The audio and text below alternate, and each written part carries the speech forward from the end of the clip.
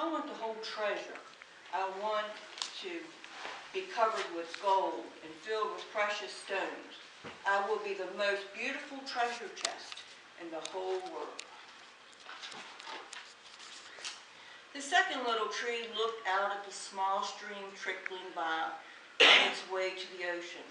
I want to be a strong sailing ship, he said. I want to travel mighty waters and carry powerful kings.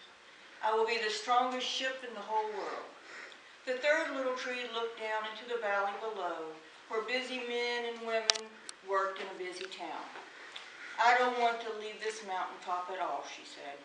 I want to grow so tall that when people stop to look at me, they will raise their eyes to heaven and think of God. I will be the tallest tree in the world. Years passed, the rains came, the sun shone, and the little trees grew tall.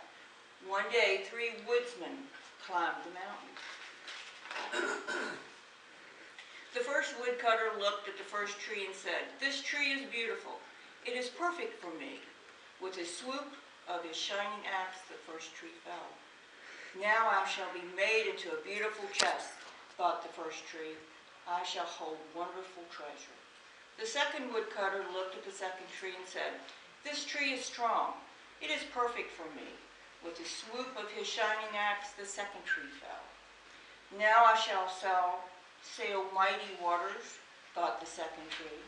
"I shall be a strong ship for the kings." The third tree felt her heart sink when the last woodcutter looked her way. She stood straight and tall and pointing bravely to heaven. But the woodcutter never even looked up. "Any kind of tree will be fine for me," he said. With a swoop of his shining axe, the third tree fell. The first tree rejoiced when the woodcutter brought him to a carpenter's shop. But the busy carpenter was not thinking about treasure chest. Instead, his work-worn hands fashioned the tree into a feed box for animals. The once beautiful tree was not covered with gold or filled with treasure. He was coated with sawdust and filled with hay for hungry farm animals. The second tree smiled when the woodcutter took him to a shipyard. But no mighty sailing ships were being made that day. Instead, the once strong tree was hammered and sawed into a simple fishing boat. Too small and too weak to sail an ocean or even a river, he was taken to a little lake. Each day he was brought in loads of dead, smelly fish. The third tree was confused, but the woodcutter cut her into strong beams and left her in a lumber yard. "What happened?" the once tree wondered. "All I ever wanted to do was stay on the mountaintop and point toward God."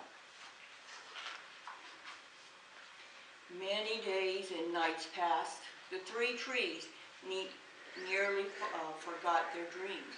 But one night, golden starlight poured over the first tree as a young woman placed her newborn baby in a feed box. "I wish I could make a cradle for him," her husband whispered. The mother squeezed his hand and smiled at the starlight shone on the smooth and sturdy wood. "This manger is beautiful," she said. And suddenly the first tree knew he was holding the greatest treasure in the world. One evening, a tired traveler and his friends crowded into an old fishing boat. The traveler fell asleep as the second tree silently sailed out into the lake. Soon a thundering and thrashing storm arose. The little tree shuddered. He knew he did not have the strength to carry so many passengers safely through the wind and the rain. The tired man awakened. He stood up, stretched out his hands, and said, "Peace." The storm stopped as quickly as it had begun, and suddenly the second tree knew he was carrying the King of heaven and earth. On Friday morning, the third tree was startled when her beams were yanked from the forgotten woodpile. She flinched as she was carried through the angry, jeering crowd. She shuddered when soldiers nailed a man's hands to her. She felt ugly and harsh and cruel. But on Sunday morning, when the sun rose and the earth trembled with joy beneath her, the third tree knew that God's love had changed everything. It made for the first tree beautiful. It made the second tree strong. And every time people thought of the third tree, they would think of God.